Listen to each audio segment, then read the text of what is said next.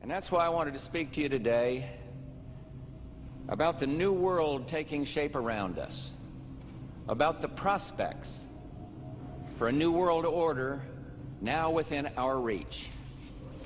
In the coming weeks, I'll be talking in some detail about the possibility of a new world order emerging after the Cold War. But today, I want to discuss another aspect of that order. You see, as the Cold War drew to an end, we saw the possibilities of a new order in which nations work together.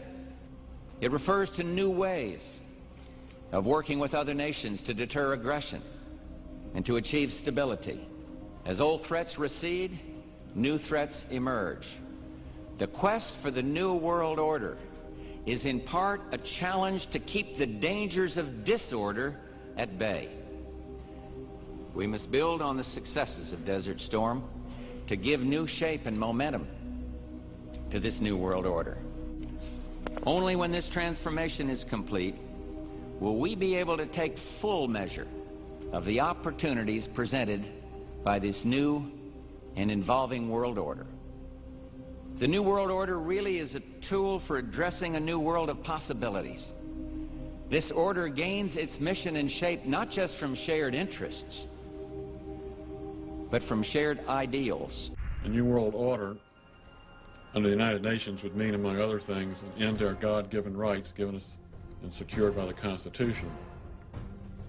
The New World Order, which now has been called by some the New World Disorder, and by some people on the more liberal persuasion, the taking over of the world by the Council on Foreign Relations, the Trilateral Commission, and the UN to put us all in slavery. Now, you are the president of the Council on Foreign Relations, all right? Yes, sir. You guys toy with countries of the world like toys, don't you?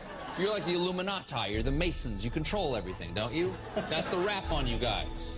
What's so interesting now, though, is who's on the chessboard. It's the toys, if you will, are a lot more than states.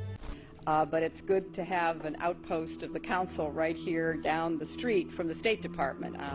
We get a lot of advice from the Council, so this will mean I won't have as far to go to be told what we should be doing and how we should think about the future. Even more suspect is a private group called the Trilateral Commission. David Rockefeller and Henry Kissinger are among its some 300 influential members. The Trilateral Commission, rich and powerful business and political leaders from Japan, Europe, and North America. The New York-based policy group was formed in 1973 by Chase Manhattan Bank Chairman David Rockefeller. In addition to Rockefeller, there are many other noted American members. Among them, economist Alan Greenspan, former Defense Secretary Harold Brown. George Bush was once a member but resigned last year before his unsuccessful presidential campaign. Back then, it wasn't politically wise to be aligned with what his party's right wing considered a shadow world government. The United Nations would take over America. The Trilateral Commission would control the world. Just look at its membership, they say. Current and former members include Presidents Clinton, Bush, and Carter. Names like Brzezinski, Christopher, Kissinger, and Schultz. And top executives of ITT, Xerox, Exxon, and Nations Bank.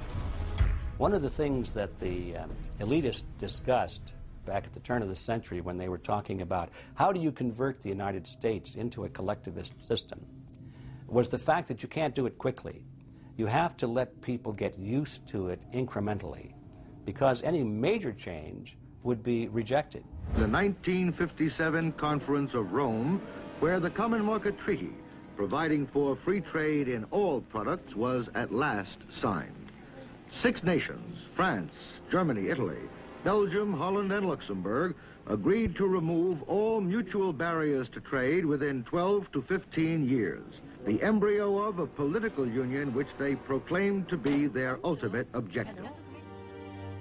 In that fashion, it's possible for people to get used to this process and even to think it's a good thing. People will accept the gradual growth of government, the gradual loss of their purchasing power.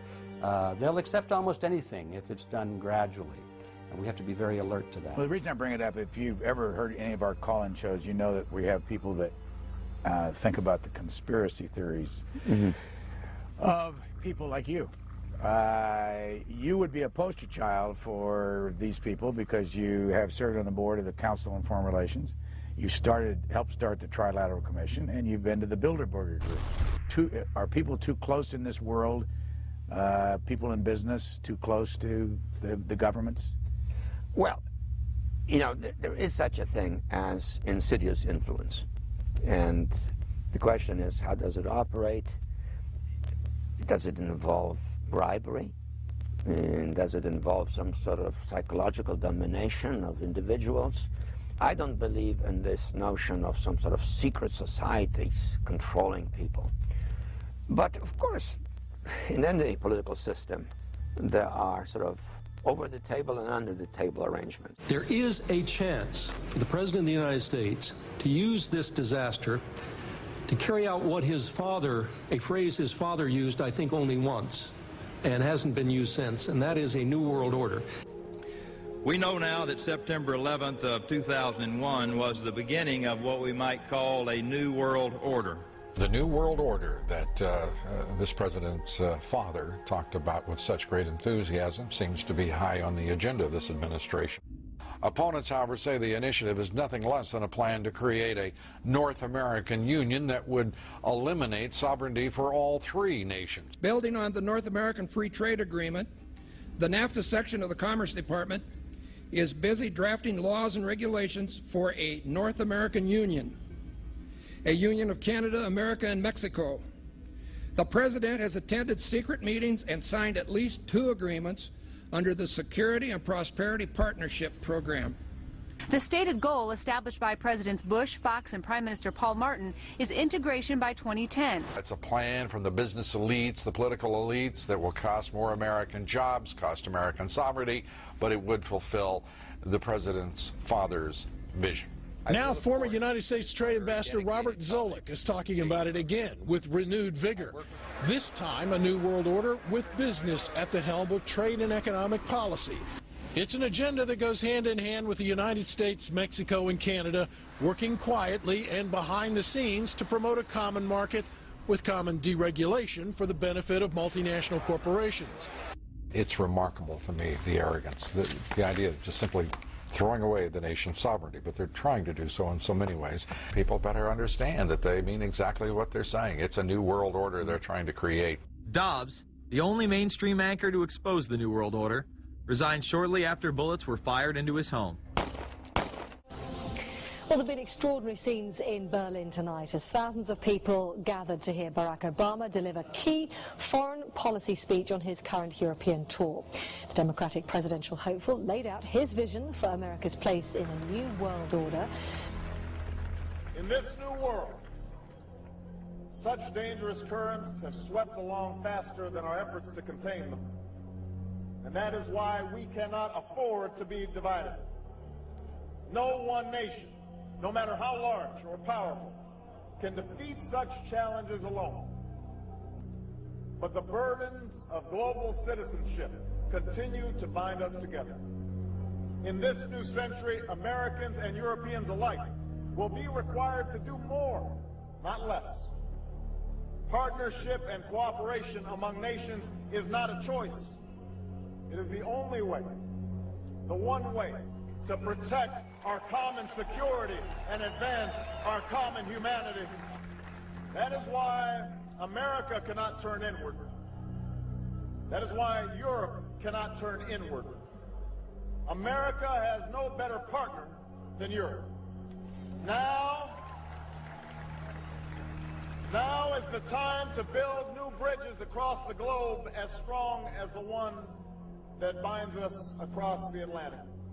Now is the time to join together through constant cooperation and strong institutions and shared sacrifice and a global commitment to progress to meet the challenges of the 21st century. In an era when our destiny is shared, power is no longer a zero-sum game. No one nation can or should try to dominate another nation. No world order that elevates one nation or group of people over another will succeed. No balance of power among nations will hold. The traditional divisions between nations of the South and the North make no sense in an interconnected world. I think its task will be to develop an overall strategy for America in this period when really a new world order can be created. We've got to stabilize the population. When I was born, there were so what's wrong with the population? I mean, with too many people. That's why we have global warming. We have global warming because too many people are using too much stuff. We've got to stabilize population on a voluntary basis. Everybody in the world's got to pledge to themselves that 1 or 2 children is it. Not doing it will be catastrophic. We'll have 8 degrees. We'll be 8 degrees hotter in 30 or 40 years, and basically none of the crops will grow. Most of the people will have died, and the rest of us will be cannibals. Civilization will have broken down.